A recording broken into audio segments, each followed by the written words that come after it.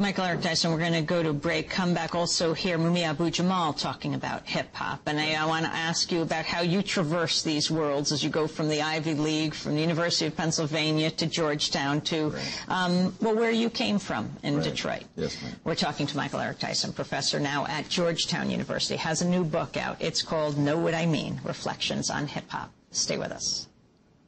More than a march. It will be the beginning of a movement. Millions more movement. Let us begin. Tell us what you said. Dear people of the globe, I hope that you in good health by the time my voice hits you. I hope it all is well with you. My mission is to build with you, touch upon some real issues. Senators, government officials, sit at the conference and listen. Have a Coke or mineral water and say I'm reminiscent of George L. Jackson, Malcolm X's last win when I'm rapping. Americans, Africans, Asians, Russians, and Arab men.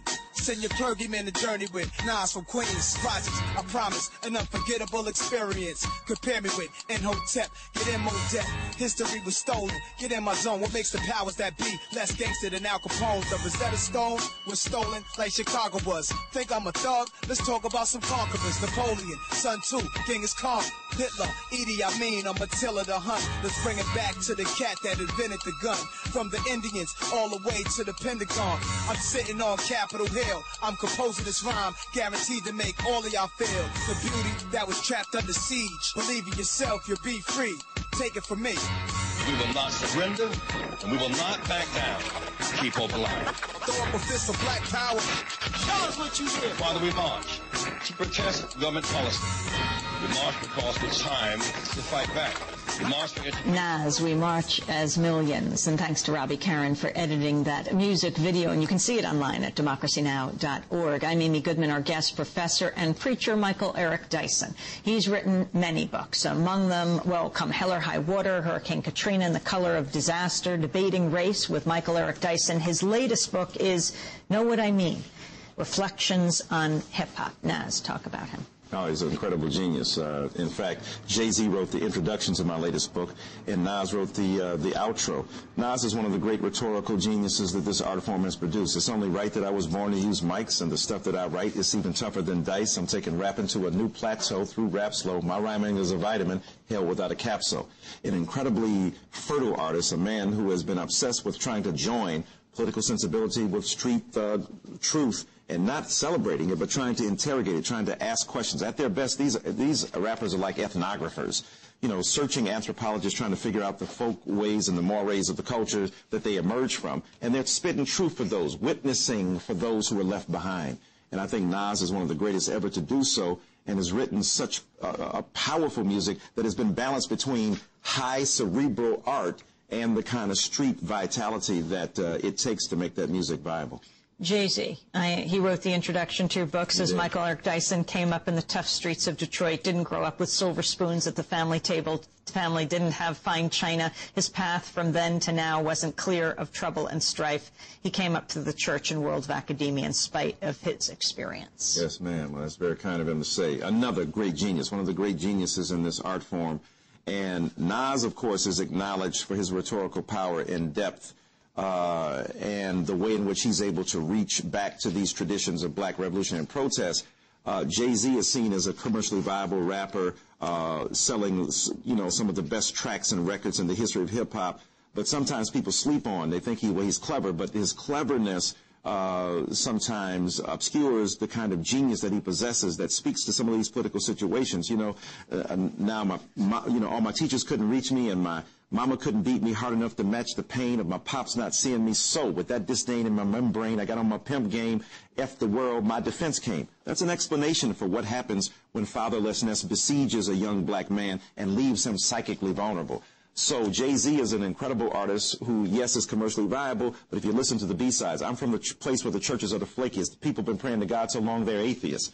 He really has an intelligence that you have to listen to. And the contradictions of hip-hop, I mean, for example, with Jay-Z, videos of women in degrading positions. Sure. Well, you know, hip-hop at large certainly has to answer and account for the way in which women have been degraded, the vicious assault upon women, to use B and H as the common parlance in reference to women. And it's an interesting irony, maybe even a cruel paradox in hip-hop. They love their mamas, but hate their baby mamas.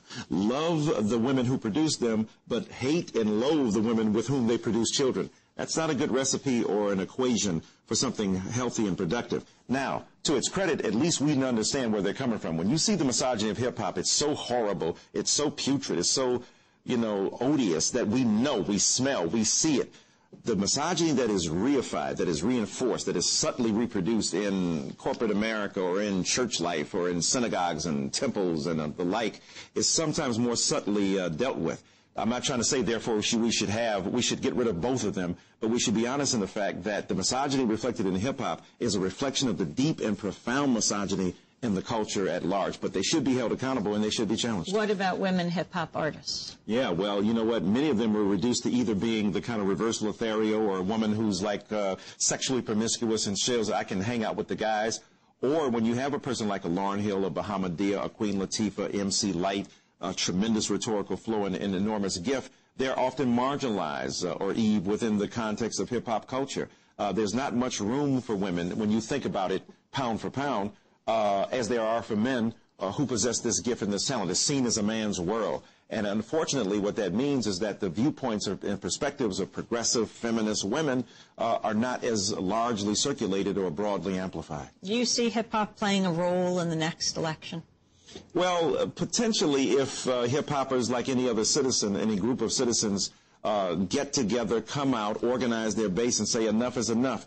All of us have to come together here. Hip-hoppers, backpackers, green environmentalist activists, progressive folk, the millions of people who listen to Democracy Now!, and those of us who are here on the front line trying to do the right thing. We've got to organize our dissent in concrete and logical ways that appear to be reasonable to a constituency beyond our own leftist circles to allow this country to be shaped and shaken. That's why, a guy like Barack Obama, who brings a breath of fresh air, even if you disagree with his politics or think they're neoliberal and middle of the road, but the fact is he is a result of the judgment against the lethargic politics of American culture, or a Hillary Clinton who's running again as not only as a woman, but as a woman who at least is making an argument for her spot in space in the culture. But if you take a guy like a Barack Obama who's raised millions of dollars from the most donors in the history of this nation, it suggests that there's a deep and profound hunger for a new politics to come forth, and a guy like him has been able to mobilize that and to reach certain parts of the hip-hop generation. I mean, Ludacris wrote a big check to Barack Obama. That's an interesting combination, when I move, you move, just like that, along with the audacity of hope. That's a hell of a combination. What do you think of how Barack Obama is being covered? Well, it's an interesting thing. It's a difficult position to be in. After all, he's a highly articulate, as Joe Biden reminded us, and clean and fresh guy. Who knew that when we talked about the influence of hip-hop, we'd be speaking about Joe Biden listening to Outkast. You're so fresh and so clean. I think, Barack Obama is very hard. He writes on the cover of Newsweek magazine about race. Is he raceless? He's biracial. Is he black enough? Black people saying, I'm saying he got a black wife. He lives on the South Side with 2 black girls he puts to bed every night. And he's subject to the vulnerabilities of black masculinity. Yeah, he's a pretty black guy right there, right? The question is, how black are his politics? Well, look at the progressive character of what he's trying to put forth. Then you begin to say, wait a minute, this guy has the potential to make a difference. Now, it doesn't mean we can't hold other people accountable or hold him accountable, but I think that how he's being covered is a reflection of the obsession with race and the avoidance at race at the same time. It'll be interesting to see how that continues to be negotiated around the coverage of him in the coming election.